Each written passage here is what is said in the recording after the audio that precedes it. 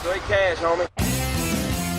Would you please break a damn story? He took it out. Oh, for you. Monday, PFT OT, also part of the PFT PM podcast feed. Chris Simms, Mike Florio. Stuff we didn't get to or feel like talking about a little bit more after making ourselves a little bit loopy talking about the NFL for 2 hours, 3 for me on the 6th Monday of the regular season. Let's go back to the Cowboys. Yeah. Because they were 3-0, and we had some video of Jerry Jones in the locker room, and I saw a tweet from Calvin Watkins of the Dallas Morning News that Jerry Jones was shaken yesterday. It was his 77th birthday. This Cowboys team was supposed to be special. They had everything lined up. They paid Ezekiel Elliott to get him into the fold. I remember talking after 3 weeks, do they have any weaknesses other than coaching? No. But, the coaching is now starting to rear its ugly head. I think they're relying too much on the talent of the team. There isn't enough scheming. There's enough game planning. There's enough creativity. And now we have to wonder, Jason Garrett, who's only under contract through this year, is he in a situation where a disastrous loss to the Eagles, for example, on Sunday Night Football, could that be the thing that causes Jerry Jones to roll out of bed the next day and say, I got to make a change? I don't think so. Again, now where they're in trouble if they lose this weekend is I think they're like, forget the wild card. None of that's going to happen. But they're still very much in the race to win the NFC East, and I think you stay the course 100%. But here's the thing, though. Yeah, go ahead. If they lose to the Eagles at home, they have to play in Philadelphia later this year. Yeah, I know. You get swept. Yeah. You've got to make up 3 games. Elsewhere. I know. And that's not going to be easy to do. No, it's not easy, but they went into Philadelphia last year on Sunday Night Football and beat them, right? We can't forget about that. They are kind of one of those teams when you think they're not going to, their backs are against the wall, they somehow, pull through it. They have incredible talent. You can live with the Saints loss a few weeks ago, okay? The Packers lost last week. Even though it's not easy to live with, hey, mistakes happen. Dak Prescott interceptions early. They get behind. Not a good look, certainly. But then, this game yesterday, I think, is where the concern level rises a little bit because we know they are far superior than the New York Jets. And the New York Jets have been unable to really do anything. I think I was just surprised that the offense couldn't punch in the ball for touchdowns, having to settle for field goals, not sustaining drives or finding big plays in the run game or the pass game, really, throughout the day. And then the defense letting up some of the big plays, early on. I think that was another thing I just did not expect. I thought the Cowboys would kind of overwhelm that Jets offense in general. And, they would win a game by 10 or 14 points, something like that. But the Jets had other plans, and they had a good game plan off the bye week, and Sammy Darnold gave them no lift. Yeah, it was last year they were 3-5 going into a Sunday night game at the Eagles. And at the time, there was a thought that if they got embarrassed, it could be that's it for Jason Garrett. Yeah. And that vibe has begun to creep back in, even though they're only 3-3. The bar was so much higher this year. And you get off to that 3-0 start. Last year they started 1-2. That creates expectations. That begins to develop the sense that it's going to be a special season. And they've seen the special season come crashing down. And like you said, now I think they're already at the point where, based upon how this team has played the past few weeks, it's NFC East championship or you're not going to the playoffs.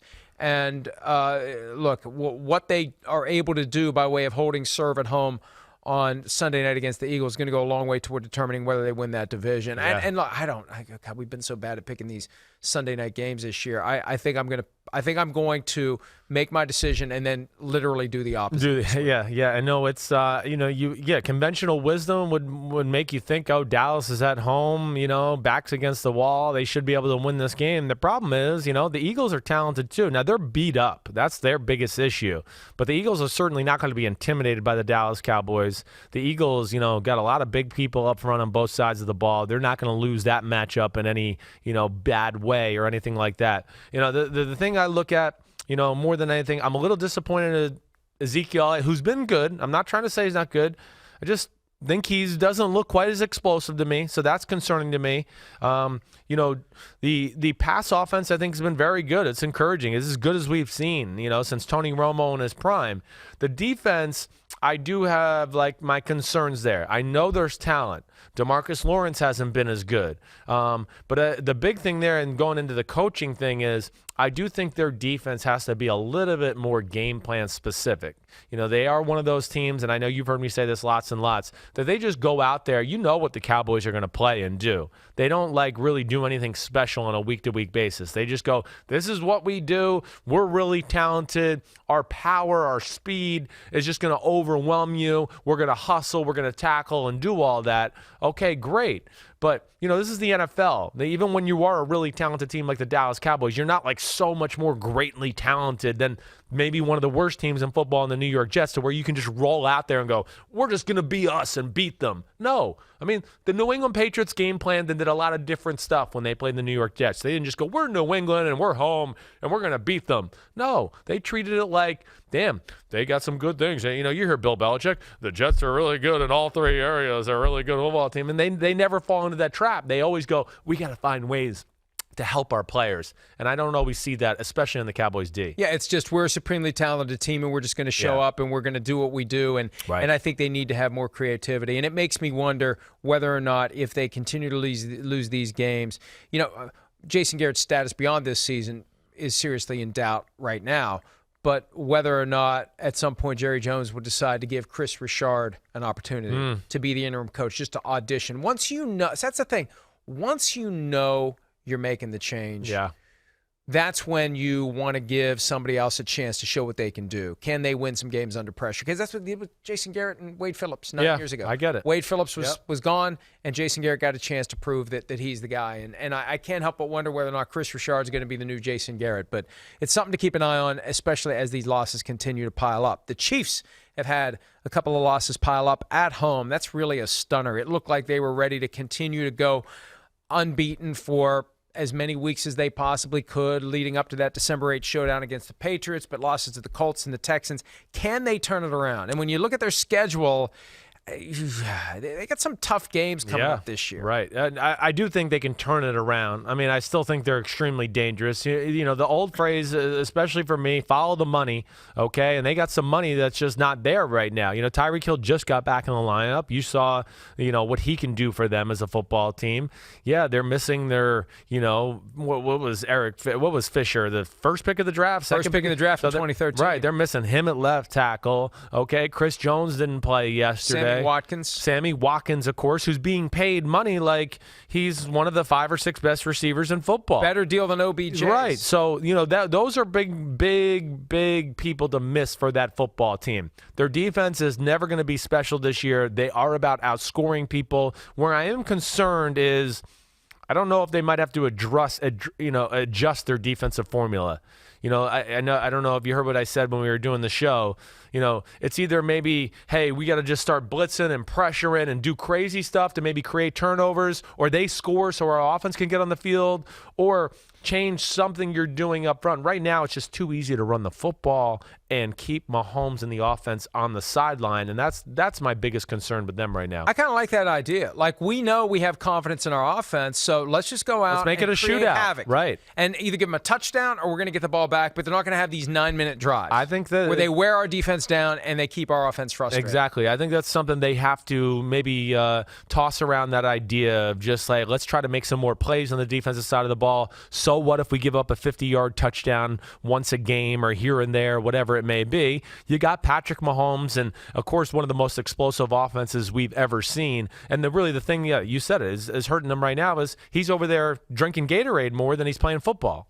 Consider this. They've got the short week at Denver. Yeah. And last year, remember, they were down 10 points to the Broncos in a Monday night game. That was when the legend of Mahomes was beginning to creep in. The left-handed throw, right, and brought him back, and they won that game. Right. But at Denver is not going to be easy. The Broncos have some life, and they've yet to win a home game this year. They're going to want this one badly. Yeah. Then they've got Aaron Rodgers on Sunday Night Football, Week 8, Aaron Rodgers coming to town.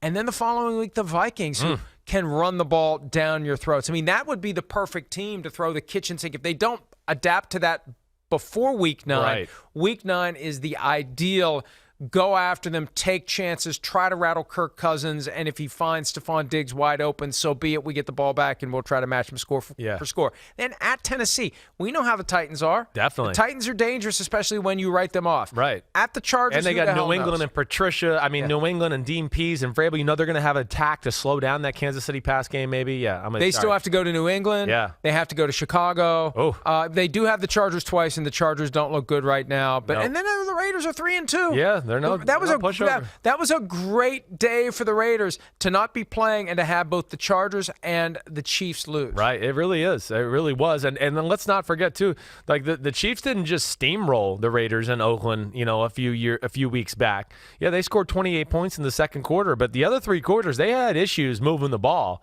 a little bit. And even Oakland moved the ball on them a little bit that day. And I know they didn't convert on some third downs. I think Derek Carr had a bad interception. But either way, I'm not panicked about the Kansas City Chiefs, but they do have to adjust some things, and they got to get healthy. 4-2 feels bad for the Chiefs. It does, right? 4-2 feels great for the Panthers. Yeah, right. Yeah, it does. Especially because they lost 2 games 4 days apart to start the season. They lost to the Rams. They lost to the Buccaneers. What the hell's wrong with Cam Newton? Oh, we know what's wrong. He's got a mid-foot sprain that he had hidden from the team, and the team acted like they didn't know what was going on. Since then, Kyle Allen, 4 starts, 4 wins.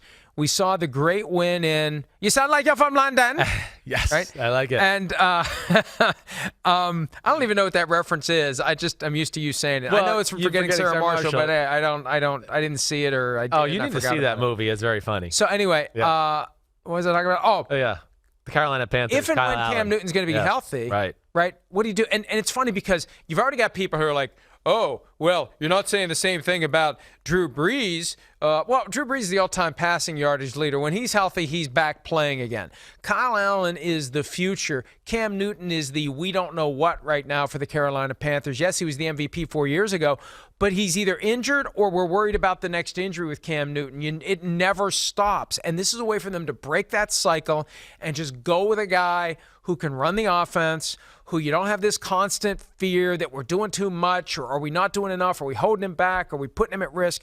And I think it's a liberating feeling for the Panthers to not have that constant question of Cam Newton's proper use hovering over them. Right. And or can he practice and be healthy and all those things too? Yep. And I think it's a pretty serious injury.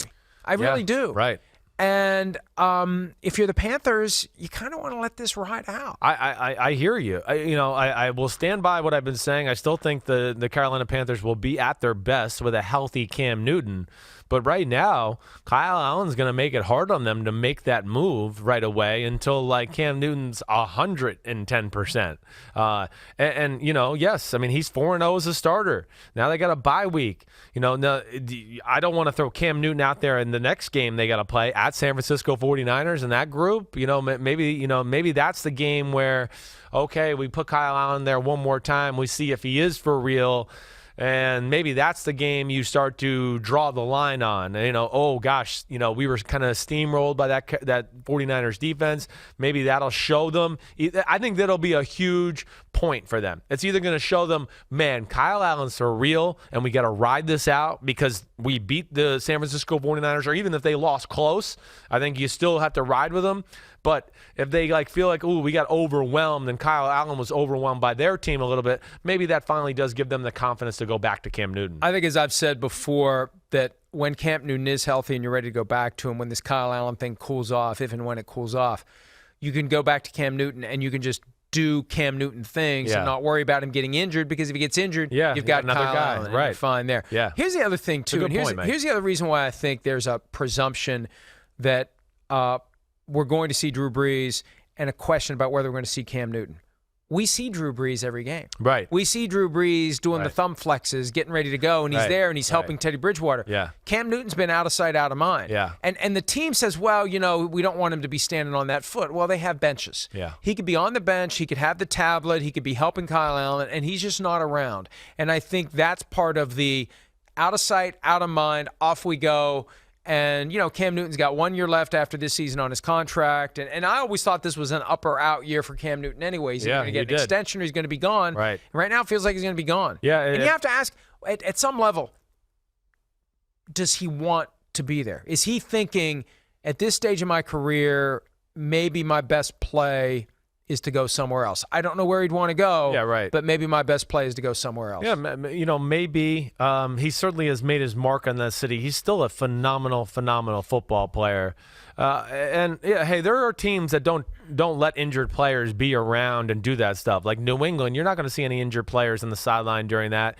I don't know what Cam Newton's reason is. I don't know if I necessarily believe what they're saying. Either way, I think it's smart by Cam Newton or Carolina, who's not there. It can be a distraction with him there. I mean, gosh, let's just talk about the guys that are there that are playing football. I think the last 3 weeks we would have watched these games Carolina's playing, and there would have been like 10 minutes devoted to Cam Newton sitting on the sidelines, and what are they going to do? And Cam Newton, and you don't have to hear that, or the Carolina Panthers don't have to deal with it. So I understand them kind of keeping him out of the spotlight when this goes on. But Kyle Allen, again, not doing things where I go, oh, wow, this is so amazing. Just really playing the position pure. He's just taking what's there to be had. Every now and then he'll make a throw where you go, ooh, that was a pretty good throw. Good for Kyle Allen. And, of course, they can run the ball, and they got a defense. And, this is why we thought they would be in the NFC playoffs, right? I mean, we knew this team was good.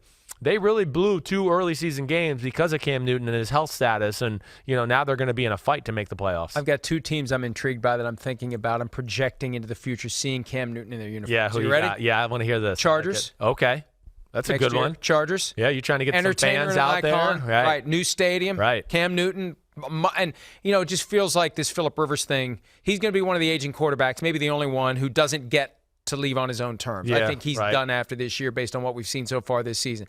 And also, hey, Tampa Bay Buccaneers, put them with Bruce Arians if they don't keep Jameis Winston. And you don't want me, Carolina? I'll show you, Carolina. I've got the Brett Favre mindset. Reverse Gerald McCoy. I'm going to stay in the division, and I'm going to stick it to you every chance I get. That's interesting thoughts, certainly. I mean, it is a very interesting thought, really. I haven't thought about this at all. I'm just trying to look at if there's any other teams that jump out to me. Nobody else in the NFC I don't see, but I like where you're at there. And then, there is going to be teams like the Cincinnati Bengals that I think are going to be going on. He's not going to want to play for them. I wouldn't think so They'll either. draft somebody. The Tennessee That's the only Titans, way you can get where do Bengals they players go? is to force them to come to you. Yeah, right. I mean, Tennessee Titans, they go, where do they go? Not sexy enough. Yeah, maybe not either. I hear you. I mean, it's not happening in Cleveland, Indy, Oakland. Yeah, so, I mean, I think you might have hit the teams really on the head there where it could be a possibility. Last topic real quickly. Tom Brady was on WEEI today. There's been a narrative, and I think it's the truth, that if Tom Brady makes a personal plea to Rob Gronkowski, Gronkowski is more likely to return.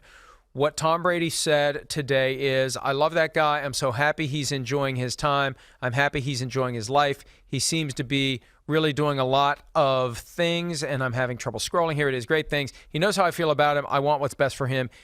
He's the only person that can make those decisions. I don't lobby for those things. So, look, So if Gronk's going to come back, and I can understand where Brady's coming from, because if you lobby for the guy to come back, he comes back and he gets a serious injury. No and you doubt. feel like it's on you. Exactly right. He's got to decide what he wants to do. Right.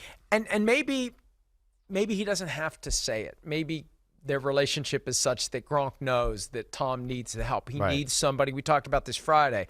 He needs somebody who can draw extra attention so the rest of the offense opens up. He had it with Antonio Brown until he didn't. He had it for Rob Gronkowski for years, and he could get it back with Gronk. I don't know to the same degree that Gronk's a guy he was 5 years ago where you just have to blanket him. Right. But still, it gives you a better element, and it does make your offense more well-rounded. Right. No doubt about it. They're missing the tight end aspect of their offense in general from what we've seen from the Patriots over the last decade or so. So that is one element that they certainly can improve. But I mean, hey, Brady, this is where Brady's, he's a stand-up guy. He's not going to push this. This is a personal decision. I think up until I saw him do this deal with Fox, I would have thought there was a good chance. But now that Gronk has jumped into, Fox and Thursday Night Football and doing some things, it's at least lessen the chance for me. That, along with, again, just watching him on Thursday night, looks like he lost five more pounds compared to the last time I saw him on TV. So that's where I worry about it. Like, if he's going to make this decision to come back and play, he's going to have to make it at some point soon. Halloween. Yeah, it's got to come soon, because he's going to have to work on getting his body back into football shape, get a little muscle, get a little size back on him, because he's certainly not physically ready to do it right now. He has to emerge from the reserve retired list by the Tuesday after week 13. But at some point before that, he's got to be packing on the pounds. Right. And you're right, he's looking skinnier and skinnier all the time. Right. And he really, he's Gronk. he's always going to be that Gronk kind of guy. He was more polished than I thought he was going to be. Yeah. But the bar's low for me because it's just kind of like the big happy-go-lucky guy who's funny and quirky. Right. But I think being around football, because he took a job in football, I think that's going to make him even more likely. Yeah, I thought the only way that he was going to, under no circumstances, come back is if he got some sort of a movie role that he was committed and he signed the contract and he's there for 13 weeks and he can't leave. Yes. Are they making the new Terminator yet? Not yet. I'll be back. We'll be back. We're done. Thanks for some of your time. We've got new Unbuttoned today. The two-game deep dive. Yep. It's not even up to vote for. They can't vote for that. Go off the record. Go off the board. Right in Washington, Miami. I want him to have to watch that game. Check him out, though, later today. We'll be back tomorrow with another PFT Live. And around the clock, ProFootballTalk.com. Everybody have a great day. See ya.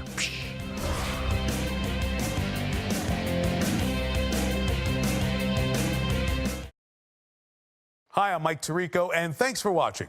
Make sure to hit subscribe for the latest news and highlights from NBC Sports.